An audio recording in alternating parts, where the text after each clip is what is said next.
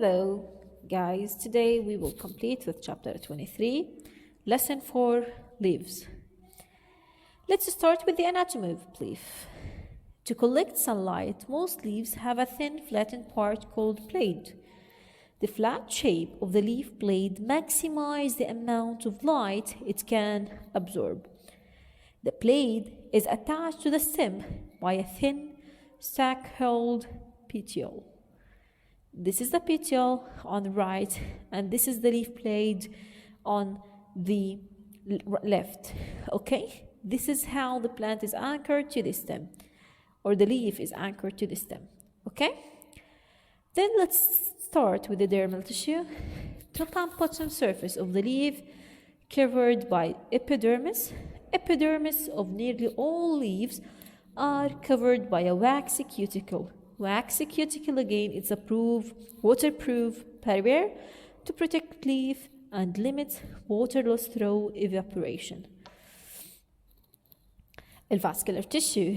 You have to know that the plant leaves also contain vascular tissue.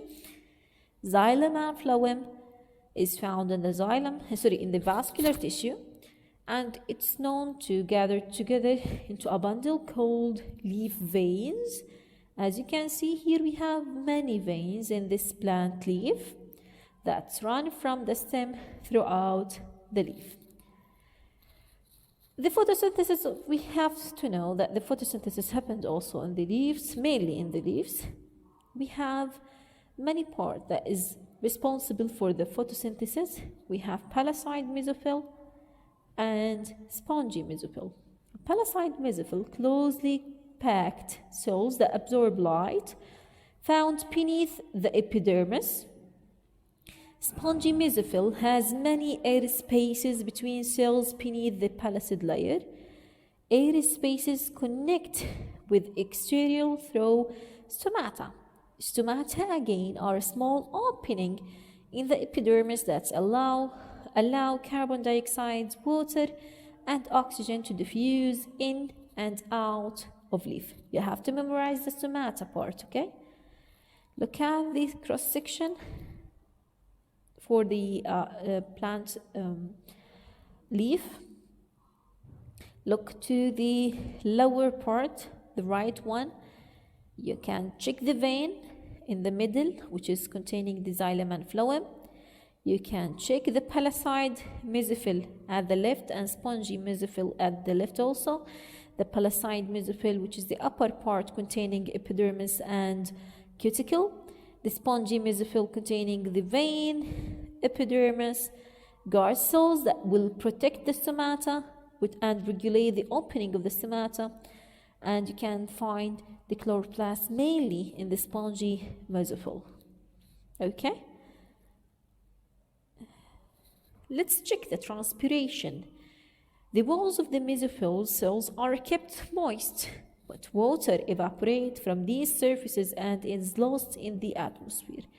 Transpiration, which is the loss of water through leaves, helps cool leaves on hot days, but also threatens leaf survival if water is scarce. Lost water may be replaced by water drawn into the leaf through the xylem. So transpiration happens in the leaf, and it's responsible for cooling the leaves on hot days. Also, the gas exchange happens in the leaf.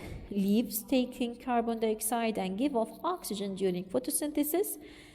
When plant cells use the food they make, they will respirate, which is called cellular respiration, which is in this process, the plants take the oxygen and give off the carbon dioxide through the gas exchange. Plant leaves allow gas exchange between air spaces in the spongy mesophyll and the exterior by opening their stomata. We have also homeostasis. If stomata were open all the time, water loss due to transpiration, and that will shrink the plant leaf. But the plant regulates this process through the guard cells. So plants maintain homeostasis by keeping their stomata open just enough to allow photosynthesis to take place, but not too much that they lose an excessive amount of water. The guard cells, they are highly specialized cells that surround the stomata and control their opening and closing, so they will maintain the homeostasis in the plant leaves, which regulate the movement of gases in and out of leaves. Stomata are open during the daytime when photosynthesis is active and closed at night when open stomata would only lead to water loss. However, stomata may be closed even in bright sunlight under hot, dry condition in which water conservation is a matter of life and death. Guard cells respond to conditions in the environment such as wind and temperature, helping to maintain homeostasis within a leaf. So, guard cells protect stomata and regulate the opening of a stomata according to the conditions surrounded by the leaves. Let's check the adaptations of leaves. You have to know that the leaves sometimes need to adapt some conditions. Let's check the pitcher plant, modified to attract and then digest insects and other small prey. Such a plant typically live in nutrient-poor soils and rely on animal prey as their source of nitrogen. We have also rock plants, which two leaves of rock. Plants are adapted for hot, dry condition. They are rounded, which minimize the exposure of their surface to the air, and they also have very few stomata that will be opened when they are needed.